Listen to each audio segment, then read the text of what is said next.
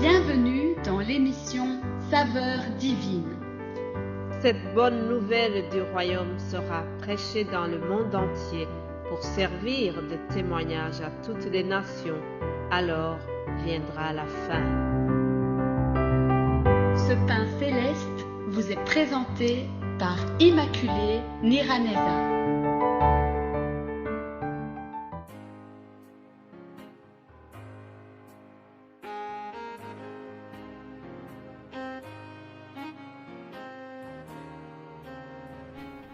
Shalom, shalom, mes bien-aimés qui écoutent l'émission Saveurs divines. C'est une très grande joie de vous trouver ce matin. Merci Seigneur qui nous fait arriver ce vendredi. Nous sommes à la fin de la semaine et aussi à la fin de notre thème « Aimez-vous les uns les autres ». Alléluia. Aujourd'hui, je vous propose de terminer par les passages que nous trouvons dans Matthieu 22, l'évangile selon Matthieu chapitre 22, verset 34. Le titre c'est « Le plus grand commandement ». Les pharisiens ayant appris qu'il avait réduit au silence les Sadducéens se rassemblèrent et l'un des docteurs de la loi lui posa cette question pour l'éprouver. Maître, quel est le plus grand commandement de la loi? Jésus lui répondit, tu aimeras le Seigneur ton Dieu de tout ton cœur, de toute ton âme et de toute ta pensée. C'est le premier et le plus grand commandement. Et voici le second qui lui est semblable. Tu aimeras ton prochain comme toi-même. De ces deux commandements dépendent toute la loi et les prophètes. Jusqu'ici la lecture, chers amis. Les pharisiens ont toujours posé des questions à Jésus-Christ. Ce n'était pas dans le but de la curiosité pour connaître les choses, mais souvent on lui a posé des questions pour le piéger, pour le mettre en défaut. Nous nous rappelons de comment on lui a amené la femme adultère. Et alors, ils ont dit à Jésus-Christ, voilà, nous avons trouvé cette femme qui est tombée en adultère et la loi de Moïse dit qu'il faut lapider ce genre de femme. Et toi, qu'est-ce que tu en penses? C'était une question pour piéger Jésus-Christ. Ici aussi, nous voyons encore un pharisien, les pharisiens qui veulent piéger Jésus-Christ. Ils savent bien qu'ils ont eu la loi, ils ont la loi de Moïse et ils lui demandent quelle est la loi qui dépasse les autres, quel est le plus grand commandement de la loi. Et Jésus-Christ donne la réponse que vous venez de voir. Il a dit que il faut aimer le Seigneur, notre Dieu, de tout notre cœur, de toute notre âme et de toute notre pensée. Et puis, il a ajouté que le deuxième commandement après celui-là, et qui est semblable, c'est « Tu aimeras ton prochain comme toi-même ». Voilà, nous retombons dans notre thème de nous aimer les uns les autres.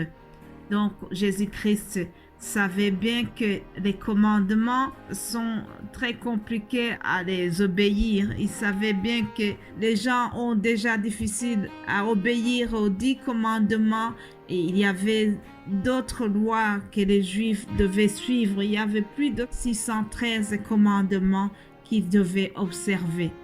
Alors Jésus-Christ a facilité la chose. Il leur a donné un résumé, un raccourci. Il a dit, si vous avez l'amour les uns pour les autres, en cela vous aurez déjà accompli plusieurs lois.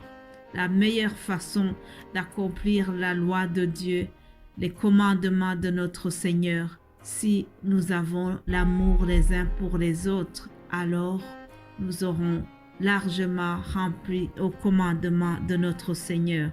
Autrement dit, c'est tellement difficile d'obéir aux 10 commandements, mais si tu as déjà l'amour pour ton Dieu, l'amour pour ton prochain, tu auras déjà gagné beaucoup. En effet, L'amour couvre une multitude de péchés. Jésus-Christ, après son ministère terrestre, lorsqu'il s'apprêtait de quitter ses apôtres, il leur a donné une recommandation. C'est ce que nous trouvons dans l'Évangile selon Jean 13 au verset 34. Et Jésus-Christ leur a dit, « Je vous donne un nouveau commandement. Aimez-vous les uns les autres comme je vous ai aimés. Vous aussi, aimez-vous les uns les autres. À ceci, tous connaîtront que vous êtes mes disciples si vous avez de l'amour les uns pour les autres. » Alléluia. Mes bien-aimés de Dieu, l'amour entre les enfants de Dieu, c'est un signe distinctif. Vous savez, il y a plusieurs choses qui font reconnaître des gens. Le drapeau, chaque pays a un drapeau national. Lorsque tu regardes un drapeau, tu te dis, voilà, tel est le drapeau de la Belgique ou bien tel est le drapeau du Burundi. Avec tel drapeau, tu sais reconnaître un pays. Dans la vie de tous les jours, nous voyons des sigles, des symboles qui nous font reconnaître des choses ou des lieux.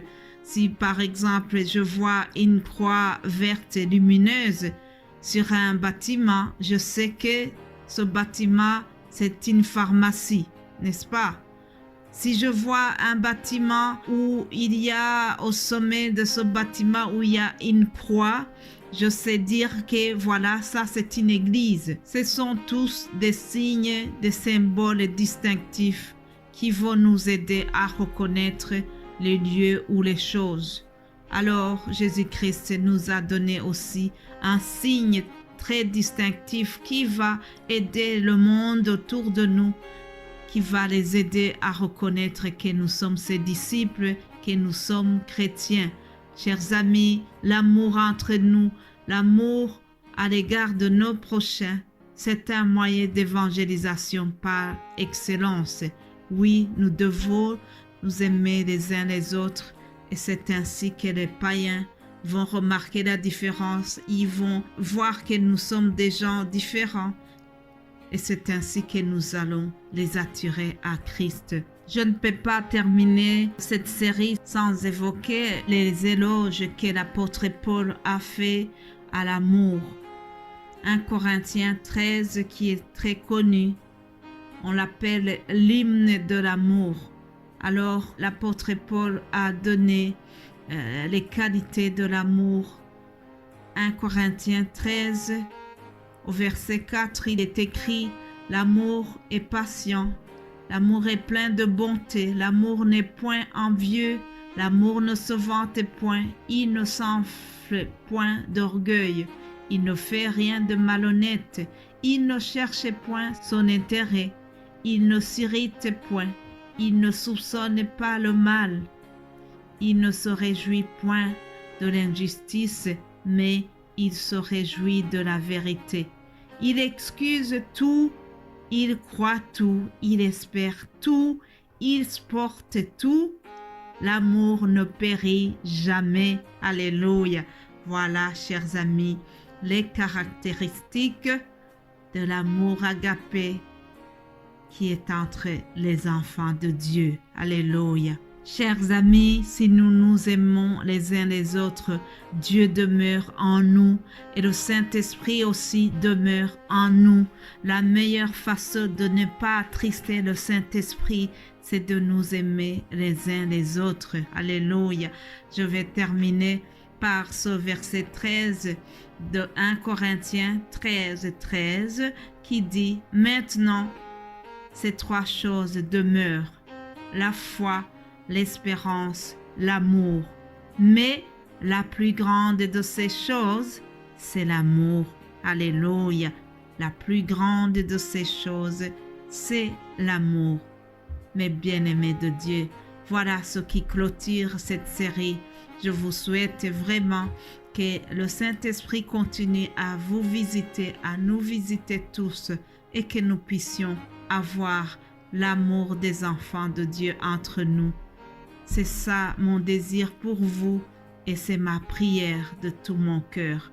Passez un très bon vendredi aussi, un excellent week-end et nous allons nous retrouver lundi pour commencer une autre série dans la grâce de Dieu. Amen, amen.